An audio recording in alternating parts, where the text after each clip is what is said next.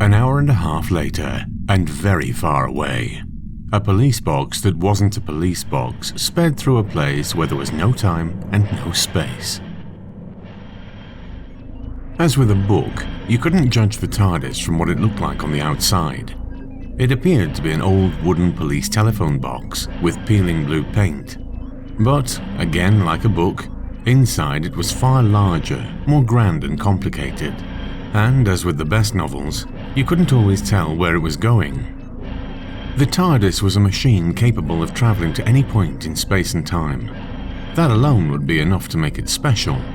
But what really made it unique was that it was the place the Doctor called home. As with his ship, there was more to the Doctor than met the eye. He was an adventurer, a bookworm, a champion, a detective, an explorer, a father and grandfather, a historian, an iconoclast, a jackanapes, a know-it-all, a lord, a meddler, a nuisance. He was old, a physician and a quack, a renegade, a scientist, a traveller, a utopian, a violinist, a widower, a Zoannan. He was youthful, and he was a zealot. One thing he wasn't, though, was human. 2 hearts beat in his chest. He'd lived for centuries at the very least. The Doctor didn't think much about his past. He rarely talked about it, even with his friends. He lived in the now, the only time that meant anything to someone who could spend yesterday in the far future and tomorrow in the olden days. Now he stood at the central console, right in the middle of the cavernous control room. The very first room you'd come to if you'd just stepped inside the TARDIS. The console was hexagonal, the size of a large desk. Thrusting out from the center right up to the ceiling was a powerful piston encased in a glass tube. It rose and fell, pulsing with blue light as it did so. The Doctor watched it, almost hypnotized. He was still wearing his frock coat. He would occasionally break away to start operating controls, check readouts, and generally fuss about. He wasn't steering the ship though, so much as trying to decide where it was heading. The Doctor was smiling to himself. A tyrant toppled was always a good day's work. The planet Mondova had taken control of had been a beautiful world of orchards, sculpture, and music. Now it could be all those things again. That would be for the people there to decide.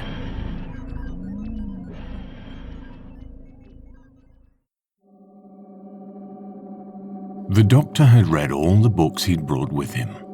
He knew a little more about his home planet now, but what he knew was hardly comprehensive.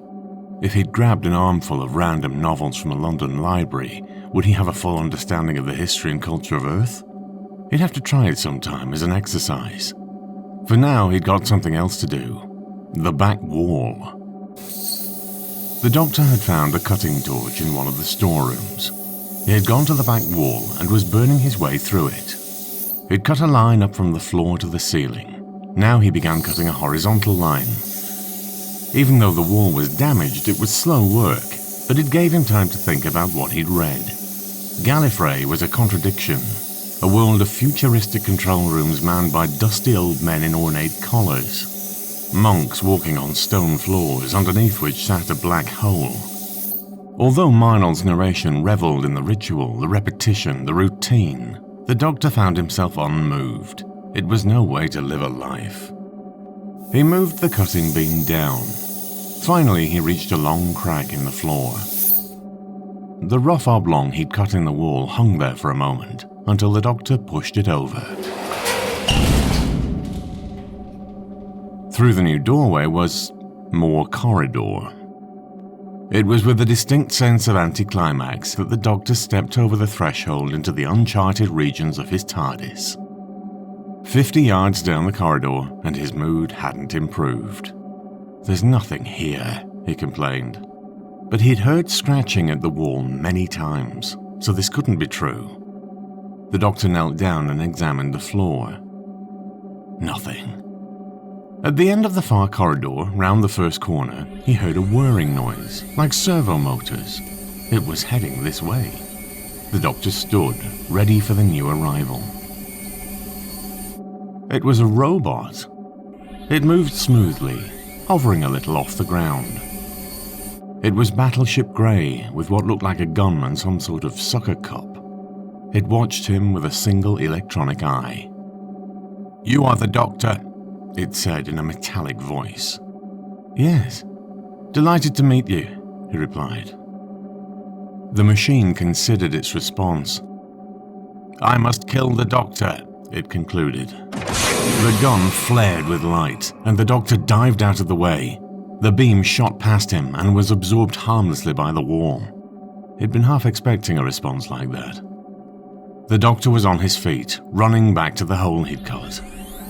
"Kill the doctor," the robot repeated, rolling after him. The doctor ducked left, and an energy bolt whizzed past him. As he raced back into the part of the TARDIS he knew, the doctor had one thought. Why on earth would anyone build a robot in the shape of a dog?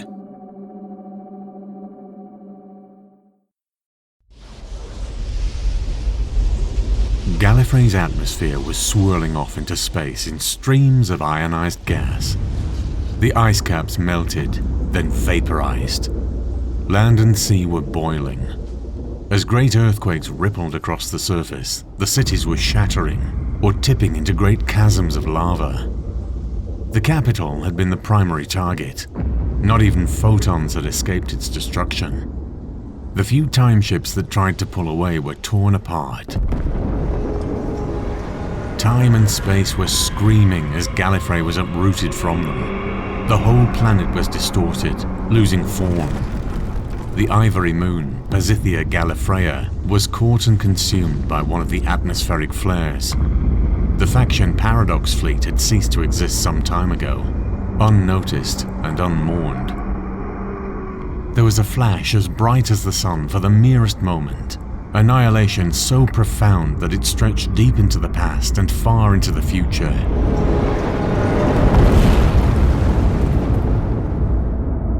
Then, Gallifrey was gone.